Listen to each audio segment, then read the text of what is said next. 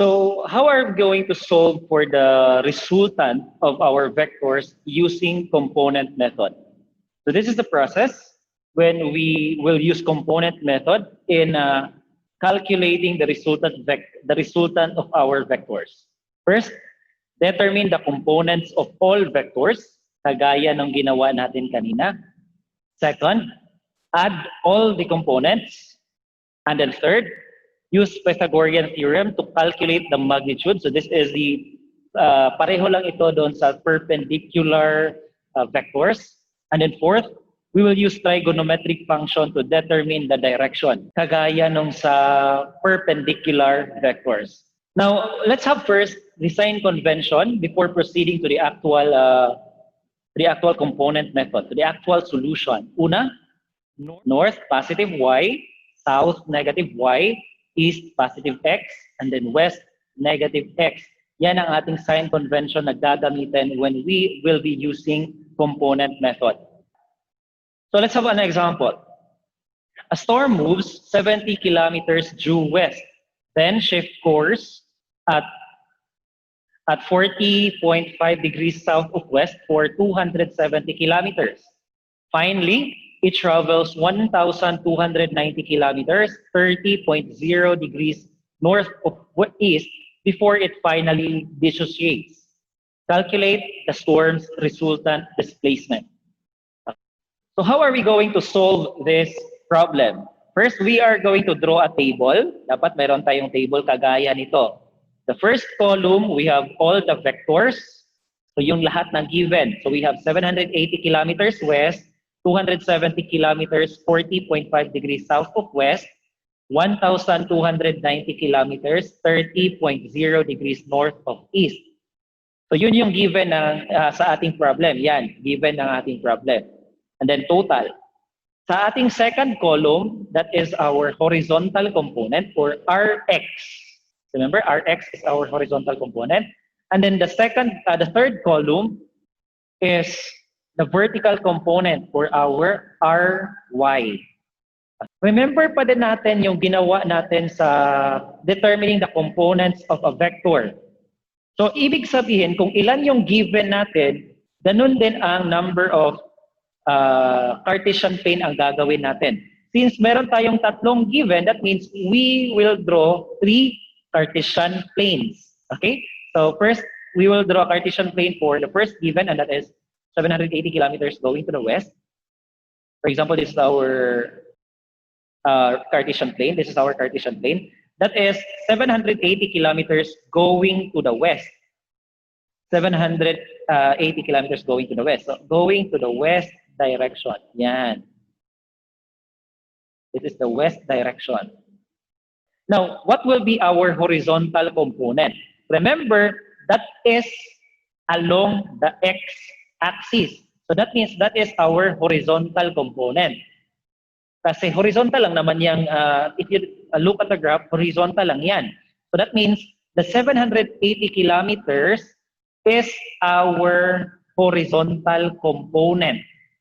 Nakuha? Horizontal component natin yan. So, isulat natin yan dito, 780 kilometers. And take note of the sign convention.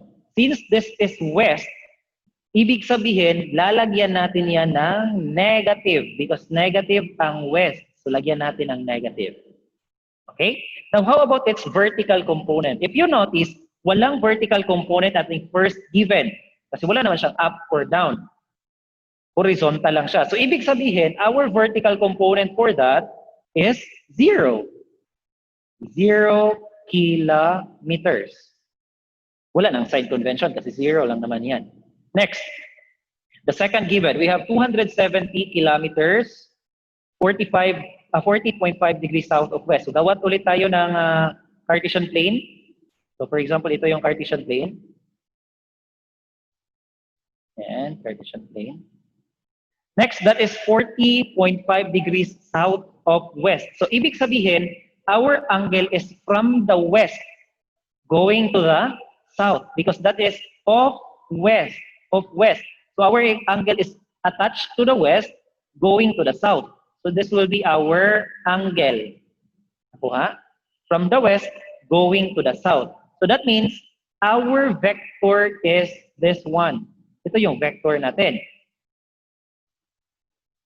Because the angle is of west, south of west. Nakuha?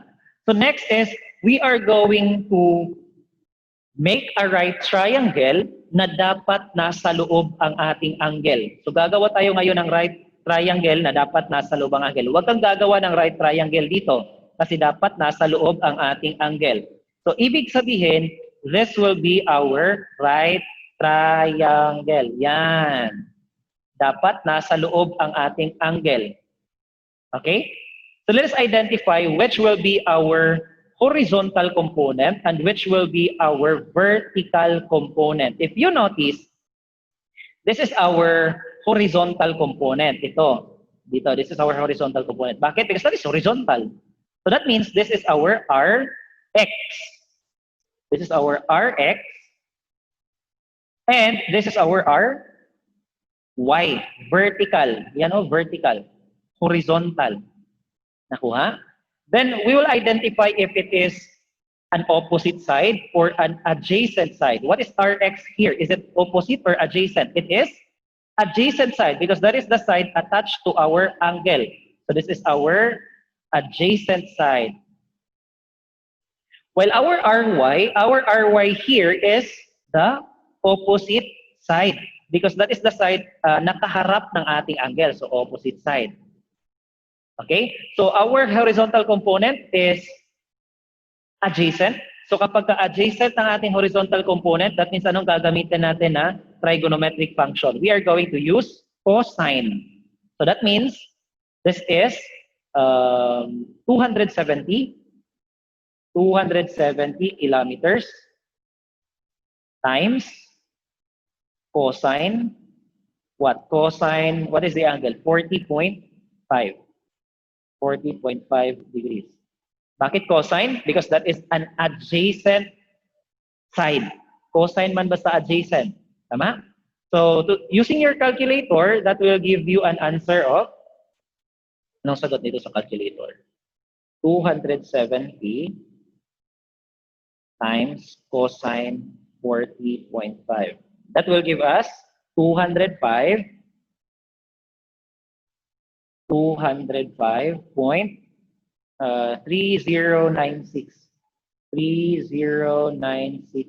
kilometers.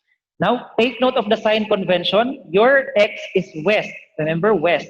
And west is what? West is negative. So, lalagyan natin yan ng negative na sign. So, lagyan ng natin ng negative na sign. So, negative. Next, if your horizontal component is cosine, that means your vertical component is sine. Automatic yan. So, this will be 270 kilometers times sine of 40.5 degrees. And that will give us, solve natin ha, 270 times cosine 40.5. And that will give us 205. Ay, sine pala, no? 270 times sine 40.5. And that will give us 175. 175.35 3509 and so on kilometers. And take note, this is south. Vertical is south. So that means the sign convention is negative. Negative south. Nakuha? So next, we'll proceed with this given. We have 1,290 kilometers, 30.0 degrees north of east.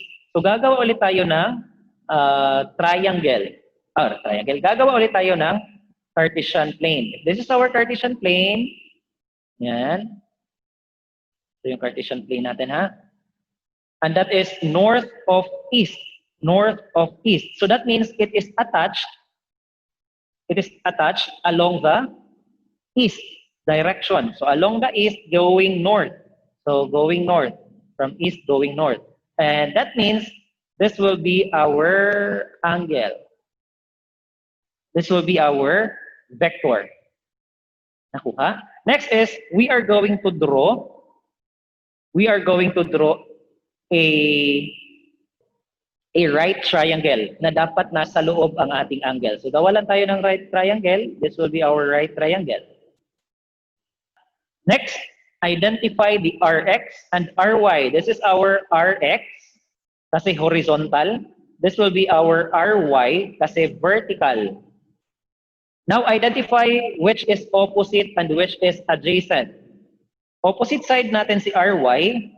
So this is our opposite side because that is the side na kaharap ng ating angle, while Rx is our adjacent side because siya yung naka-attach sa ating angle, adjacent. Now, since Rx is adjacent, then we are going to use what? We are going to use cosine para kay Rx kasi nga adjacent siya. So that means that is 1,290 kilometers times cosine 30.0, and that will give us 1,290 times cosine 30.0. That will give us 1,117.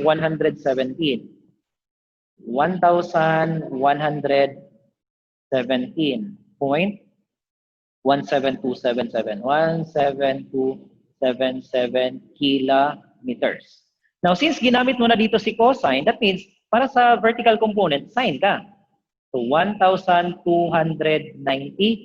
kilometers times sine 30.0 degrees. And that will give us 1,290 times sine 30.0. And that will give us 645. That will give us 645 kilometers. Again, take note of the sign convention. Dito sa ating horizontal component that is east, so ibig sabihin it is positive. So lagyan natin ng positive ha para hindi tayo malito. Positive.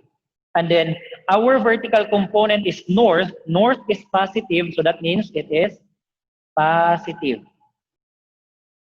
Nakuha? Remember the rules of significant figures? So we are going to trace ano lang yung significant sa ating answers. Okay? So dito sa given, sa first given, yan na yun, as is na yan. Kasi wala namang nabago. Dito sa second given, if you notice, dalawa lang yung significant figures natin dito. So that means, ang answer natin dapat, dalawa lang. Hanggang dito lang. Hanggang dito lang yung significant dyan. Dalawa. Hanggang dito lang ang significant. Next, dito sa kabila, tatlo. Tatlo yung significant natin. So, ibig sabihin, hanggang dito yung significant natin. Tatlo. Hanggang dyan, tatlo. Hanggang dito, tatlo. Okay? Next, we are going to add total. So, we are going to add all the components. So, i-add natin yan sila lahat.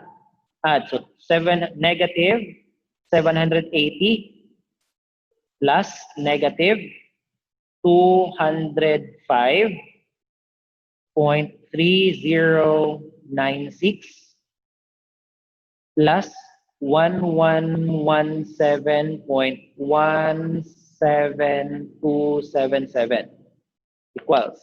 That will give you 131.86317 kilometers. Take note that is positive.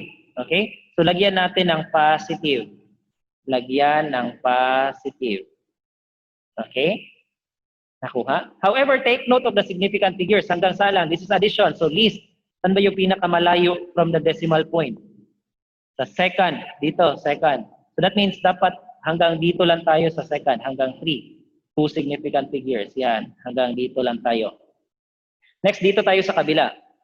That is negative 175.3509 plus 645. And that will give us 469. Positive 400. Take note of the sign. Positive 469. 469.6491. 6491 kilometers. Okay?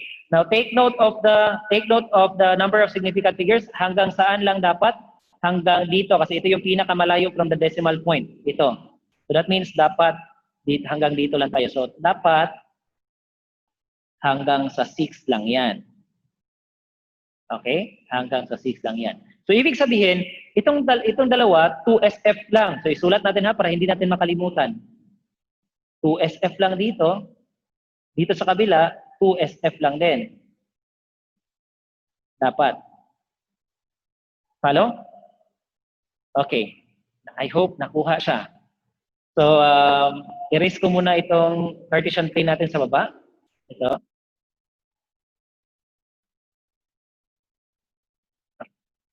Tapos na natin na-add yung ating mga components. Now, take note natin ano yung direction ng ating total na components. How about dito sa ating horizontal component?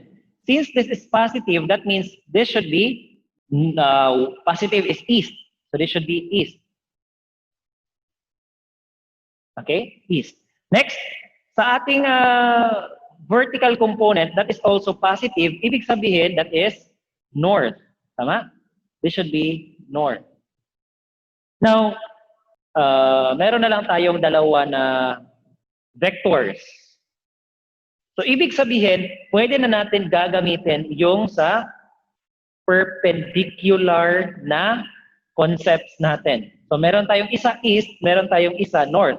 Gagawa tayo ulit ng Cartesian plane para dyan. Cartesian plane. So, una, meron tayong east. Papunta tayo sa east. Okay, asan dito yung papunta sa east? Yan, papunta tayo sa east. And then yung isa, papunta tayo sa north. Papunta tayo sa north. Yan. East and then north. What? Next. So that means our resultant will be the shortcut mula dito hanggang dito. This will be our resultant. Remember, yung discussion natin sa perpendicular na vectors, pwede natin gagamitin yon. So we can use una, Pythagorean theorem, and then the trigonometric function. So let's start first by the magnitude. Magnitude.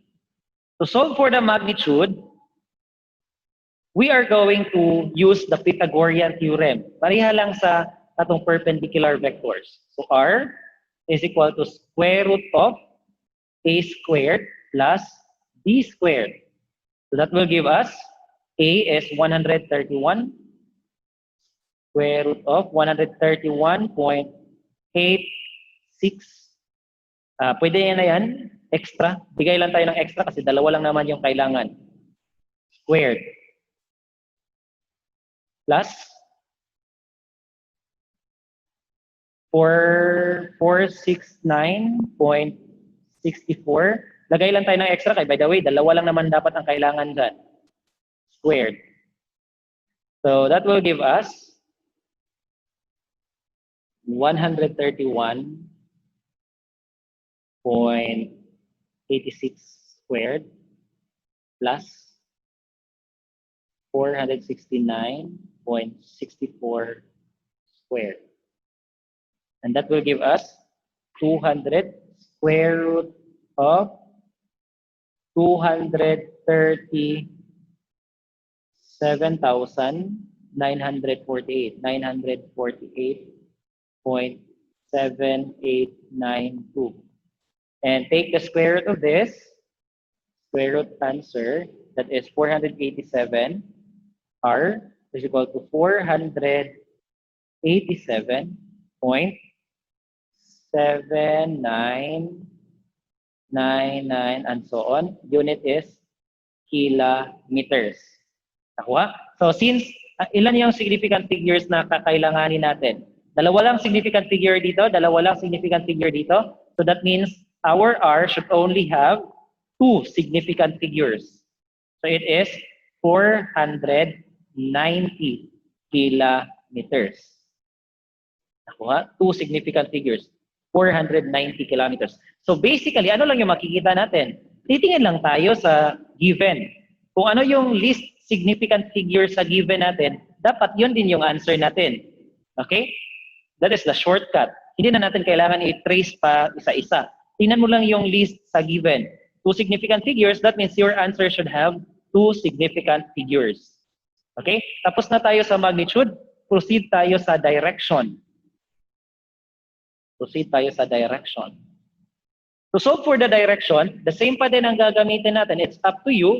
It's either SOHCA or TOA. Ang ginagamit ko always is ang TOA. So, solve natin si direction using TOA. So, theta is equal to inverse tangent, opposite over adjacent. Okay? Opposite over adjacent. So, that is inverse tangent. What is our opposite side? Our opposite side is the y. Tama? Ito man yung opposite natin. And this is y. So, that is 469.6491. Oh, okay na yan. Extra lang yan. Kasi dalawa lang naman ang significant dyan. So, it does not matter pa yung ilan yung ilagay. As long as meron kang extra na digits. And then sa adjacent side natin, ito, 131.86. Extra lang yan. It does not matter naman din. So that is 469.64 divided by 131.86. Then shift and answer. That is 74. That will give us 74.31694. That means ilang significant figures lang ang kailangan natin. We need 2 significant figures kasi dito dalawang significant figures lang naman din yan. Or tingin ka lang sa given, yung least significant figures sa given, dalawa. So that means our answer must only have 2 significant figures. So theta is equal to 74 degrees. Now now how to complete that direction? This is your angle, remember? This is attached on the east direction going north. So this is north of east. Or ang technique dyan, kung ano yung nasa taas, opposite. Tingnan mo dito, north. Opposite man ito, tama? North. North. Itong isa, east. East. North of east. Nakuha? So what will be our final answer? Our final answer will be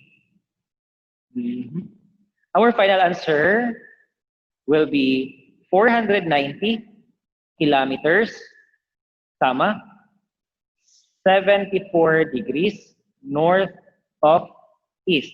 Yan yung final answer natin. Or, we could also answer 490 kilometers, 90 minus 74. Pila mo na?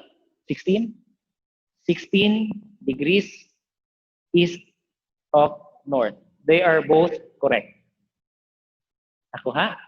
So that's how we will use component method in determining the resultant of our vectors.